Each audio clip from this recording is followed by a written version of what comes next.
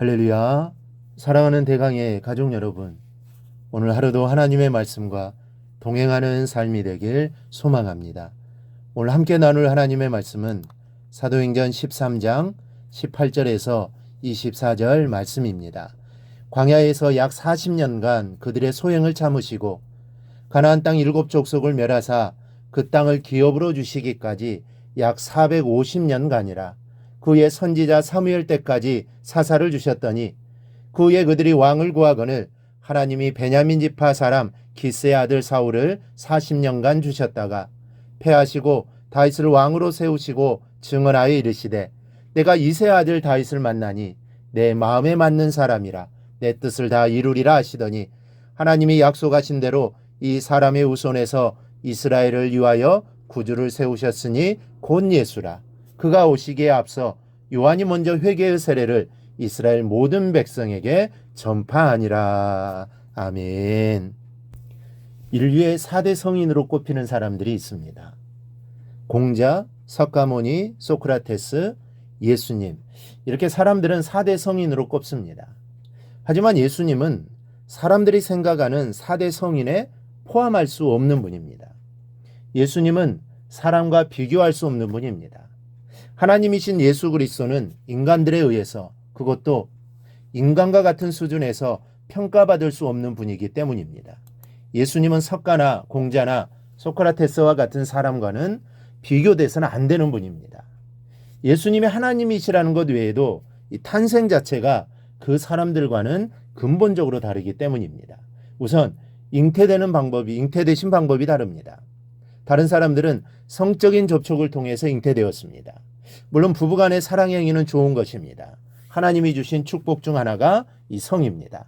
인간은 이것을 통해서 사랑을 나누기도 하고 또 후손을 남기기도 합니다. 따라서 가능하면 부부간에 나이가 들어도 오래도록 사랑을 한다면 그만큼 하나님이 주신 축복을 더 받아 누리는 것입니다. 그러나 간과해서는 안 되는 것은 이것은 인간에게 허락된 것이라는 겁니다.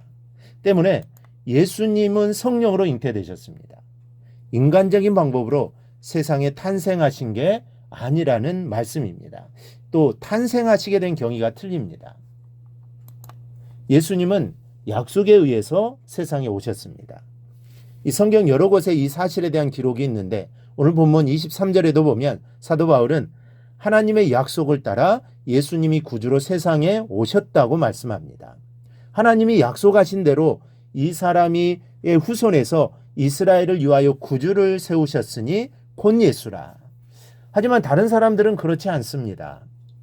그냥 세상에 태어나서 어찌어찌 노래강 끝에 사람들이 보기에 진리 같아 보이는 것을 깨달은 사람들입니다. 그로 인해 사람들로부터 추앙을 받게 된 것입니다. 그런데 주님은 아니라는 것이 이 성경의 증언입니다. 여러분, 우리가 믿는 예수님은 이렇게 하나님의 약속에 따라 오신 분입니다. 또 어느 날 갑자기 하늘에서 뚝 떨어지듯 진리를 깨달은 분도 아닙니다. 예수님 자체가 진리입니다. 그리고 더 중요한 것은 약속에 따라 오신 예수 안에 우리의 구원의 약속이 있고 우리의 영생의 약속이 담겨 있다는 사실입니다. 예수를 믿어야만 구원을 받을 수 있지 다른 방법은 없습니다. 그런데 예수를 믿기 전에 우리가 반드시 있어야 하는 것이 있습니다. 본문 24절입니다. 그가 오시기에 앞서 요한이 먼저 회개의 세례를 이스라엘 모든 백성에게 전파하니라. 예수님이 오시기 전에 세례 요한이 먼저 회개를 외쳤다는 것입니다. 예수님을 영접하기 전에 회개가 선행되어야 한다는 사실을 알 수 있는 부분입니다. 이 사실은 예수님 자신의 말씀 속에서도 찾아볼 수 있습니다.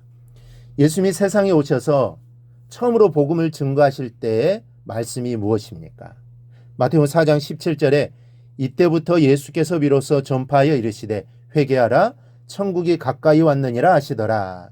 또 같은 말씀이지만 마가복음은 이르시되 때가 찼고 하나님의 나라가 가까이 왔으니 회개하고 복음을 믿으라 하시더라. 예수님은 나를 믿으라 천국이 가까이 왔느니라고 말씀하시지 않았습니다. 회개하고 복음을 믿으라고 하시면서 회개를 먼저 촉구하셨습니다.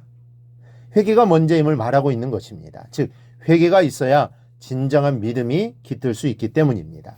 자기 죄를 회개한 심령이라야 온전히 믿을 수 있습니다. 여러분, 이렇게 순서상으로 구분하자면 회개가 먼저고 그 다음이 믿음이요, 그 다음이 구원입니다.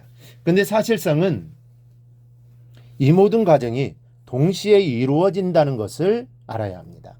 회개와 동시에 하나님이 그 심령에 믿음을 선물해 주시고 믿음이 생기는 동시에 구원되는 것입니다. 그러니까 회개와 믿음과 구원은 동시에 이루어집니다.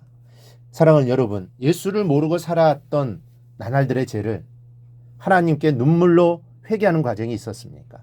정말 통회하고 자복하셨습니까? 그리고 나서 주님의 은혜가 감당할 길이 없을 정도로 가슴에 사무쳐 왔었습니까? 그렇다면 그 사람은 구원받은 사람입니다. 여러분들에게 이런 경험이 있었다면, 그래도 지금도 죄를 지을 때마다 회개하는 심령을 잃지 않고 있다면 그것이 곧 구원받은 증거인 것입니다. 그러므로 실족하고 넘어질지라도 그 일로 낙심하지 마시기를 바랍니다.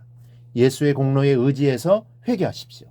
회개하면 하나님은 너그럽게 용서해 주십니다. 우리가 또다시 죄를 지을 것을 아시지만 그래도 용서해 주십니다. 그러므로 우리를 용서해 주시는 하나님께 늘 기도하시기 바랍니다. 회개하기만 하면 용서해 주시고 우리의 마음에 평안함을 주실 것입니다. 이러한 기쁨이 우리 안에 늘 있기를 소망합니다. 그리하여 하나님 안에서 늘 주님 안에서 살아가기를 주님의 이름으로 축원합니다. 오늘 묵상한 말씀을 굳게 잡고 삶으로 실천하며 살아내는 대강의 모든 성도들이 되기를 축복합니다.